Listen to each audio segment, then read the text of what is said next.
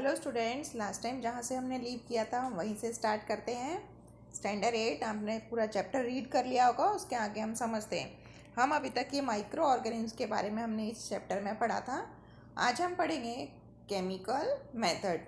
Means अगर कोई भी चीज़ बहुत दिनों तक रखी रहती है तो वो ख़राब होने लगती है, तो हम इसलिए उसका प्रिजर्वेशन करते हैं। प्रिजर्वेशन मीन्स होता है उसको संभाल के रखना, यानी वो काफ़ी लंबे समय तक हम उसको खाने लायक बना सकते हैं, इसको प्रिजर्व करके। अब ये प्रिजर्वेशन हम किस तरीके से करते हैं, क्या मेथड होते हैं, वो हम इसमें आगे पढ़ेंगे। यहाँ पे फर्स्ट में आपको दिया हुआ है, फर्स्ट है ये केमिकल मेथड। ओके, अब केमिकल मेथड में क्या है, salt and edible oil are the common chemical generally use to check the growth of micro organism.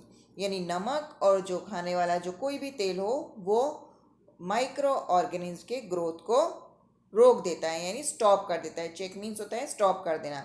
Therefore they are called preservatives, इसलिए इनको सॉल्ट और एडिबल ऑयल को प्रिजर्वेटिव्स कहा जाता है।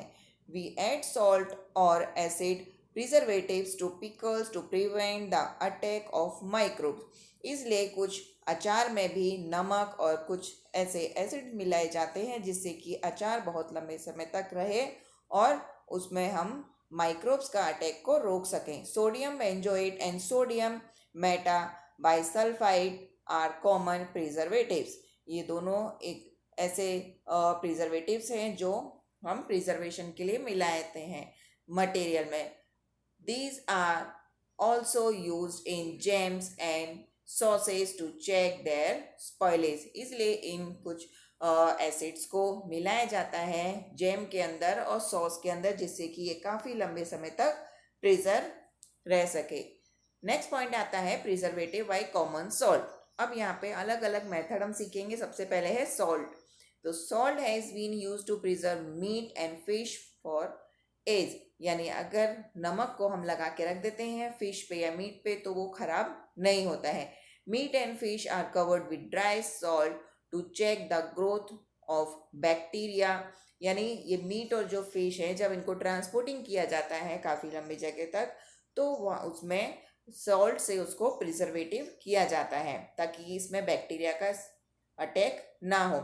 Salting is also use to preserve amla, raw mangoes and termite. यानी यहाँ पे कुछ ऐसी चीज़ें हैं जैसे आंवला है, कच्चा आम है और इमली है, इनको भी नमक से प्रिजर्व किया जाता है।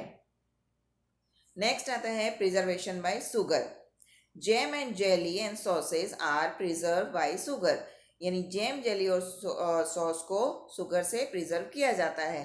Sugar reduce the moisture content with inhibits the growth of bacteria with spoil food. जो शुगर होती है वो मॉइस्चर को ख़त्म कर देती है जो कि बैक्टीरिया जिसमें ग्रो करते हैं और खाने को ख़राब करते हैं। Preservation by oil and vinegar. आपने देखा होगा आपके घर में भी जो अचार वगैरह रहता है, पिकल रहता है, उसमें काफ़ी सारा ऑयल डाला जाता है इसलिए ताकि वो ख़राब ना हो, उस पर माइक्रोब्स का अटैक नहीं हो। Use to oil vinegar prevent spoilage.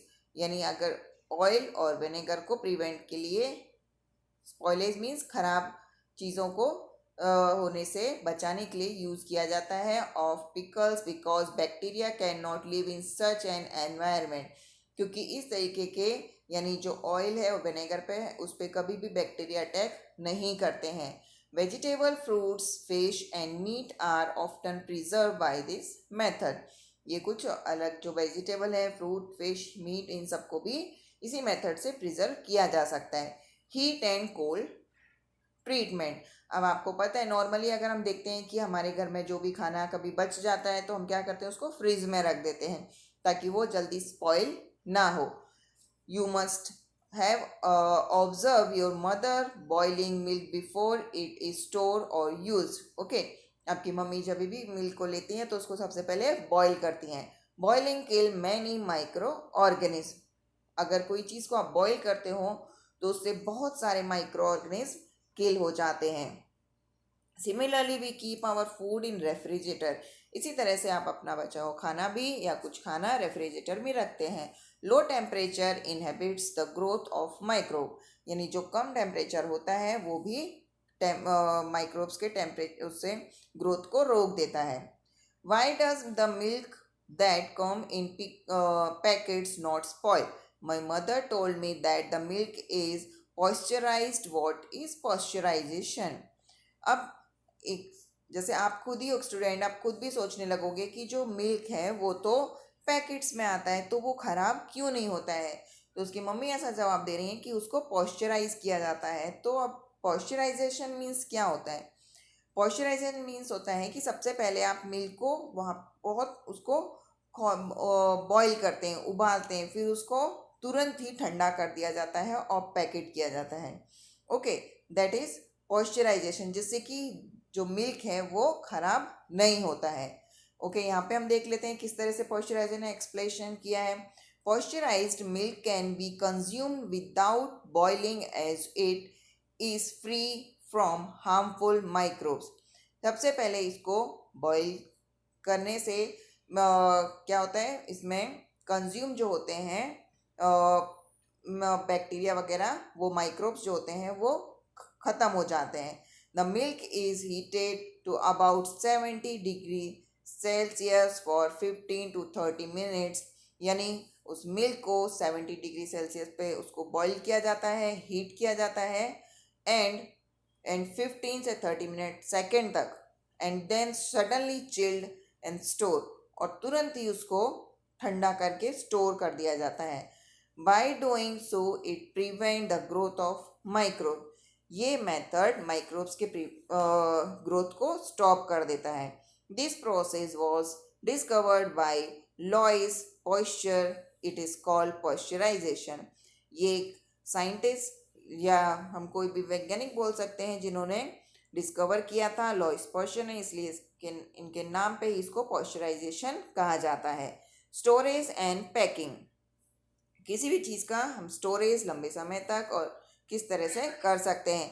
These days dry fruits and even vegetable are sold in sealed air tight packets to prevent the attack of microbes.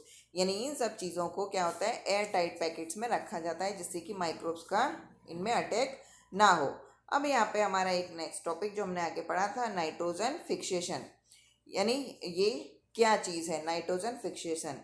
You have learn about the bacterium rhizobium in class 6 and 7. आपने rhizobium bacteria के बारे में last time 6 में भी पढ़ा और 7 में भी. It is involve in the fixation of nitrogen in the leguminous plant, यानी पल्सेस. ये एक बैक्टीरिया है जो एक दाल यानी मटर जो होती है, या वटाना बोलते हैं आप, उसकी जड़ों में यानी रूट्स में फिक्स रहता है. Recall that rhizobium live in the root और roots nodules of leguminous plant. ये जो बैक्टीरिया है वो लेग्यूमिनस प्लांट के रूट्स के नोड्यूल्स में रहता है. Such as bean and peas which is has a symbiotic relationship. ये एक सिम्बायोटिक रिलेशनशिप में रहते हैं. सिम्बायोटिक मीन्स होता है अगर ये नाइट्रोजन फिक्सेशन कर रहा है प्लांट के लिए तो प्लांट इसको रहने की जगह दे रहा है. ओके, बैक्टीरिया को क्या कर रहा है, बैक्टीरिया ने प्लांट को नाइट्रोजन दिया लिक्विड फॉर्म में, और वापस से प्लांट ने बैक्टीरिया को रहने के लिए जगह दिया, हैबिटेट दिया. इस रिलेशनशिप को हम बोलते हैं सिम्बायोटिक रिलेशनशिप. यानी अगर कोई सामने कुछ ले रहा है तो उसको देना भी है. इस तरीके से ये लेग्यूमिनस प्लांट में कहा जाता है. Sometimes nitrogen get fixed through the action of lightning by you, but you know that the amount of nitrogen in the atmosphere remains constant. You have wondered how. Let us understand this is next section. आपको पता है कि nitrogen जो है atmosphere में वो सबसे ज़्यादा है, बट कांस्टेंट फॉर्म में है. कभी भी कोई भी, जैसे ऑक्सीजन है, कोई भी गैस है, कार्बन डाइऑक्साइड है, नाइट्रोजन है, ये सब एटमॉस्फेयर में एक फिक्स अमाउंट रहता है. अब ये फिक्स अमाउंट यहाँ पे नाइट्रोजन का कैसे है वो हम समझेंगे नाइट्रोजन साइकिल से. अब ये नाइट्रोजन साइकिल क्या है कि किस तरीके से नाइट्रोजन एटमॉस्फेयर में एक साइकिल के रूप में, जैसे वाटर साइकिल हमने पढ़ा था, सेम ऐसे है. Our atmosphere has 78% nitrogen gas Nitrogen is one of the essential constitution of all living organisms as part of the protein, chlorophyll, nucleic acid and vitamin. ऐसे तो हम बोलेंगे कि नाइट्रोजन कहीं पे यूज़ नहीं होती है, बट यहाँ पे देखिए काफ़ी सारी आपको ज़रूरतें बताई हैं जहाँ पे नाइट्रोजन का यूज़ हो रहा है और कंपलसरी नाइट्रोजन चाहिए. The atmospheric nitrogen can not be taken directly by plants and animal. Nitrogen जो एटमॉस्फेयर में अभी प्रेजेंट है वो ना ही तो डायरेक्ट एनिमल लेते हैं, ना ही प्लांट, ना ही हम human beings. Certain bacteria is blue green algae. कुछ बैक्टीरिया और या ब्लू ग्रीन एल्गी जो होते हैं present in the soil fix nitrogen. इनके अंदर सॉइल में ये नाइट्रोजन को फिक्स करके रखते हैं and atmosphere and convert into compound of nitrogen. ये एटमॉस्फेयर की जो नाइट्रोजन है उसको लेते हैं और इसको कन्वर्ट कर देते हैं. Once nitrogen is convert into these usable compounds, उसके बाद ये नाइट्रोजन को यूजेबल कंपाउंड्स में चेंज कर देते हैं, यानी जो प्लांट के लिए एनिमल्स के लेने लायक हो. It can be utilise by the plants from the soil through their root system. ये जो नाइट्रोजन है ये मोस्टली प्लांट्स के थ्रू ही कन्वर्ट करके लिक्विड फॉर्म में लिया जाता है. Nitrogen is then use to the synthesise of plant protein and other compounds. इसके बाद ही ये नाइट्रोजन जो है वो प्लांट के लिए प्रोटीन या दूसरे कंपाउंड में चेंज हो जाती है. Animal feeding on plant get these protein and get and other nitrogen compound. अगर आपको पता है कि जो एनिमल्स होते हैं वो डायरेक्टली प्लांट्स को खाते हैं तो इसलिए प्रोटीन और नाइट्रोजन कंपाउंड्स उनके अंदर पहुंच जाते हैं. When plants and animals die, bacteria and fungi present in the soil convert the nitrogenous waste into nitrogenous compound to be used plant again. जब कोई भी चीज़ ख़त्म हो जाती है, मर जाती है, डेड हो जाती है, तो उस पर बैक्टीरिया और फंगस उस पर प्रेजेंट हो जाते हैं, फिर से वो नाइट्रोजीनियस वेस्ट बना डालते हैं और उसको छोटे छोटे पार्ट्स में डिवाइड कर देते हैं, यानी नाइट्रोजीनियस कंपाउंड फिर से प्लांट के लिए यूजेबल हो जाता है. Certain other bacteria convert some plant to them the nitrogen gas which goes back into the atmosphere. कुछ ऐसे बैक्टीरिया होते हैं जो नाइट्रोजन के कुछ पार्ट को वापस से एटमॉस्फेयर में ऐसे ही सेंड कर देते हैं. As a result the percentage of nitrogen in the atmosphere remains more or less constant. इसीलिए परसेंटेज जो नाइट्रोजन का है ना ही तो ज़्यादा ना ही तो कम और हमेशा एक कांस्टेंट ही परसेंटेज रहता है. ये पूरा नाइट्रोजन साइकिल है, आपको हमेशा इसको लर्न रख लेना है क्योंकि ये आगे तक आपको काम आएगा 9-10 तक. तो इसको आपको ड्रॉ भी करना है नोटबुक में, नाइट्रोजन साइकिल आपको ड्रॉ करना है होमवर्क में. ओके, देन ये व्हाट यू हैव लर्न, इसको भी आप वन टाइम रीड करेंगे क्योंकि पूरा समरी, इस चैप्टर की समरी जो होती है वो यहाँ पे अवेलेबल होती है. तो thank you student, read the chapter. Okay, bye.